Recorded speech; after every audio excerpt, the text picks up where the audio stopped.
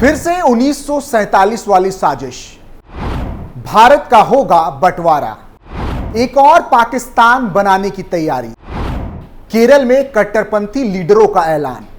नमस्कार, capital TV की special story देख रहे हैं आप और मैं हूं आपके साथ रोहित कुमार। भारत का देशद्रोही दस्ता एक बार फिर एक्टिव हो चुका है।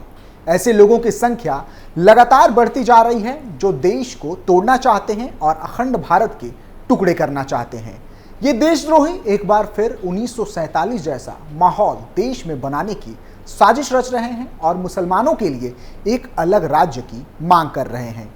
हम सब जानते हैं कि कैसे सन 1947 में मुस्लिम लीडरों ने धर्म के आधार पर एक अलग देश की मांग की थी और देश का बंटवारा करवाया था, जिसके बाद पाकिस्तान की नींव रखी गई थी। अब एक बार फिर देश में वही दोहराने की कोशिश की जा रही है और हिंदुस्तान को टुकड़ों में बांटा जा रहा है, जिसकी नींव अब भारत के केरल राज्य में रख दी गई है। जानकारी के लिए बता दें कि केरल में बढ़ती मुस्लिम जनसंख्या हमेशा से एक चिंता का विषय रही है, जिसने अब अपना रंग दिखाना शुरू कर दिया है और मुसलमानों के लिए पाकिस्तान के तर्ज पर एक और मुस्लिम राज्य की मांग उठ रही है।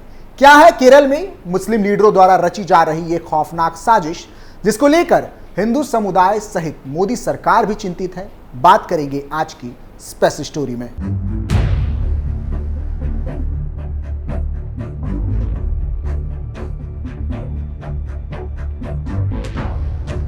एक तरफ जहां केरल राज्य का नाम बदलने की तैयारी चल रही है, तो वहीं दूसरी तरफ एक और पाकिस्तान बनाने की साजिश रची जा रही है।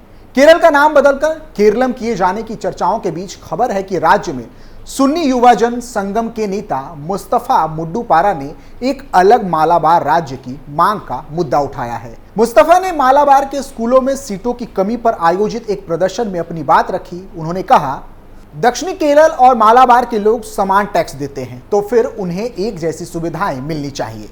मुस्तफा ने अपने बयान में कहा, जब हम ऐसा अन्याय दक्षिणी केरल और मालाबार में देखते हैं और फिर अगर किसी हिस्से से अलग मालाबार राज्य की मांग आती है तो हम उन्हें दोष नहीं दे सकते।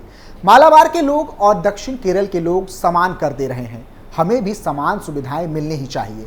इस मांग को अलगाववाद कहने का कोई मतलब नहीं है। अगर मालाबार एक राज्य बन ही जाए तो देश में क्या होगा? मुस्लिम नेता के इस बयान के बाद अब बीजेपी ने तांडव करना शुरू कर दिया है। मुस्तफा मुड्डूपारा के भाषण के बाद अब तक इस पर कोई एक्शन नहीं लिए जाने पर केरल के भाजपा प्रमुख सुरेंद्र, मुख्यमंत्री पिनाराई विजयन और विपक्ष के नेता सतीशन को निशाने पर ले रहे हैं। उन्होंने कहा, जिन्हें लगता है कि पॉपुलर फ्रंट ऑफ इंडिया पर बैन लगाने से केरल में कट्टरपंथी ताकतें खत्म हो गई हैं, वह गलत हैं। अगर राज्य की मांग एक दुस्साहस है और इस मुद्दे पर पिनाराई विजयन और सतीशन की चुप्पी ये बताती है कि राज्य में कांग्रेस और कम्युनिस्ट पार्टियां घुटनों पर है। वोट के लिए वो बेशर्मी से राष्ट्रीय अखंडता से समझौता कर रही हैं। बता दें कि ये कोई पहली बार नहीं है जब मालाबार को केरल से अलग करने की बात उठी हो। इससे पहले समस्त केरल सुन्नी स्टूडेंट फेडरेशन ने ऐसी मांग साल 2021 में उठाई थी। SKSSF के मुखपत्र सत्यधारा के संपादक अनवर सादिक फैजी द्वारा केरल से मालाबार क्षेत्र के मुस्लिम बहुल इलाकों को अलग करके एक नया राज्य मालाबार बनाने की मांग की गई थी। फैसी ने कहा था कि कोझिकोड को नए बने मालाबार राज्य की राजधानी बनाया जाना चाहिए। यह मांग मालाबार क्षेत्र में मुस्लिम बहुलता के कारण उठाई गई थी। बता दें कि मुस्तफा ने जिस मालाबार क्षेत्र को अलग राज्य घोषित करने की मांग की है, उसमें त्रिशूर, पलक्कड़, मल्लापुरम, कोझिकोडे, वायनाड, कन्नूर और कासरगोड जैसे इलाके शामिल हैं। इन इलाकों में मुस्लिमों की संख्या की बात करें तो 2011 में जनगणना डाटा के अनुसार त्रिशूर में मुस्लिमों की संख्या 17.07% है, वहीं पलक्कड़ में 27.96%। मल्लापुरम की बात करें तो इनकी आबादी 70.24% है। कोझिकोड में 37.66%, तो वहीं वायनाड में 28.65%।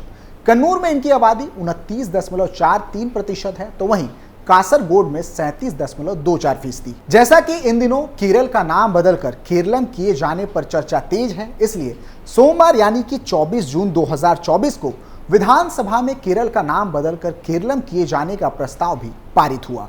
इस प्रस्ताव को विपक्षी कांग्रेस के नेतृत्व वाली UDF और सत्ता पक्ष ने सर्वसम्मति से स्वीकार कर लिया है।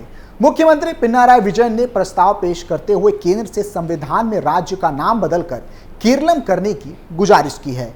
इससे पहले यही प्रस्ताव 2023 में भी केरल विधानसभा में पारित किया गया था, लेकिन कुछ कारणों से इसे दोबारा पेश किया गया है। इसके पीछे तर्क यही दिया गया कि राज्य का नाम मलयालम में केरलम है, इसलिए इसे यही नाम दिया जाना चाहिए। लेकिन इसके साथ साथ केरल के बंटवारे को लेकर जो आवाज उठ रही है वो एक बड़ी और गहरी साजिश का हिस्सा प्रतीत होती है। मालूम हो कि इस प्रकार की साजिशें सिर्फ केरल में ही नहीं रची जा रही, बल्कि भारत के पंजाब में भी देश को तोड़ने के कई प्रयास किए गए। हालांकि वो हर बार नाकामयाब रहे और आगे भी अपने इस नापाक इरादे में सफल नहीं हो पाएंगे।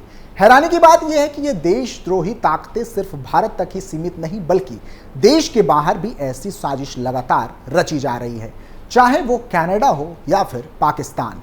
मालूम हो कि खालिस्तान आंदोलन की जड़ें भारत में पूरी तरह से खत्म कर दी गई हैं, जिसके बाद अब विदेशों में बैठकर कुछ लोग इसकी आड़ में कई तरह के आंदोलन खड़े कर रहे हैं। भारत के खिलाफ लगातार नफरत फैलाने का काम किया जा रहा है। खालिस्तान दरअसल भारत से अलग एक देश बनाने की मांग है। पंजाब को भारत से अलग करने के आंदोलन को ही खालिस्तान आंदोलन का नाम दिया गया है। जानकारी के लिए बता दें कि खालिस्तान अरबी भाषा के खालिस शब्द से लिया गया है। खालिस्तान का मतलब वो जमीन जो खालसा की हो, यानी जिस जगह पर सिर्फ सिख रहते हो। 1940 में पहली बार इस शब्द का इस्तेमाल किया गया, जब डॉक्टर वीर सिंह भट्टी ने लाहौर घोषणा पत्र के जवाब में एक पैम्पलेट छापा था। हालांकि ऐसा नहीं था कि इससे पहले अलग देश बनाने की मांग ना उठी हो। साल 1929 से ही सिखों के लिए अलग देश की मांग उठ रही थी। कांग्रेस अधिवेशन में मास्टर तारा सिंह ने ये मांग उठाई थी। इसके बाद 70 के दशक में चरण सिंह पंछी और डॉक्टर जगदीप सिंह चौहान के नेतृत्व में खालिस्तान की मांग तेज हो गई।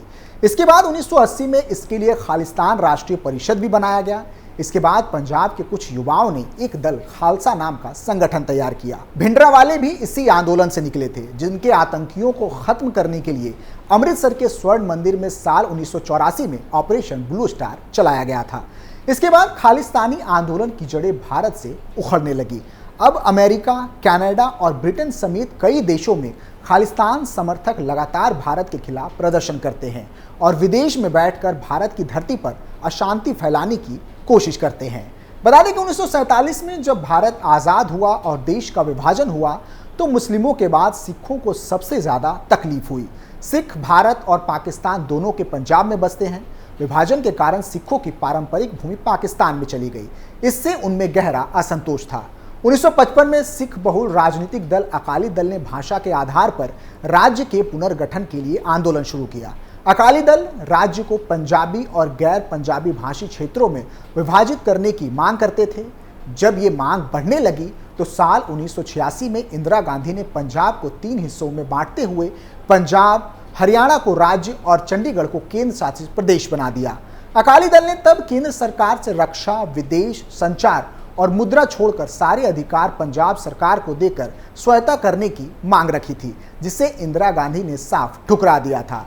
इसके बाद 1980 के दशक में एक बार फिर से खालिस्तान आंदोलन ने जोर पकड़ा। उस वक्त दमदमी टकसाल का मुखिया जनरल भिंडरावाले ने उस आंदोलन को हवा दी थी। इसी बीच 1981 में पंजाब केसरी अखबार संपादक लाला जगत नारायण की हत्या कर दी गई। फिर 1983 में खालिस्तान समर्थकों ने अमृतसर के स्वर्ण मंदिर में पंजाब के डीआईजी एएस अटवाल की हत्या कर दी। इस घटना को देखते हुए और पंजाब में बिगड़ती कानून व्यवस्था के मद्देनजर तत्कालीन प्रधानमंत्री इंदिरा गांधी ने राज्य में राष्ट्रपति शासन लागू कर दिया था। 1984 में हुए ऑपरेशन ब्लू स्टार और उससे पहले ऑपरेशन ब्लैक थंडर के बाद खालिस्तान आंदोलन को दबा दिया गया था, लेकिन जो सिख प्रवासी कनाडा, ब्रिटेन, अमेरिका और ऑस्ट्रेलिया में थे, वे इसे एक्टिव बनाए रखने में सफल रहे। वर्तमान समय में भारत में खालिस्तान आंदोलन बस नाम मात्र है। पंजाब के शहरी और स्थानीय आबादी में इसका प्रभाव नग्न है, लेकिन इस आंदोलन को कनाडा, ब्रिटेन या अमेरिका में रहने वाले सिखों से ईंधन और वैचारिक समर्थन मिलता रहा है। एनआरआई सिख इस आंदोलन के लिए पैसा और वैचारिक समर्थन दे रहे हैं। पाकिस्तान की आईएसआई भी खालिस्तान आंदोलन को फिर से उग्र करने के लिए धन और बल लगा रही है। लेकिन ये नया भारत है और इस नए भारत में कोई भी ऐसी देश तोड़ने वाली साजिश सफल नहीं हो पाएगी, चाहे वो केरल में अलग मुस्लिम राज्य की मांग हो या फिर पंजाब में खालिस्तान की मांग। फिलहाल के लिए इतना ही। आप देखते रहिए कैपिटल टीवी उत्तर प्रदेश। नमस्कार।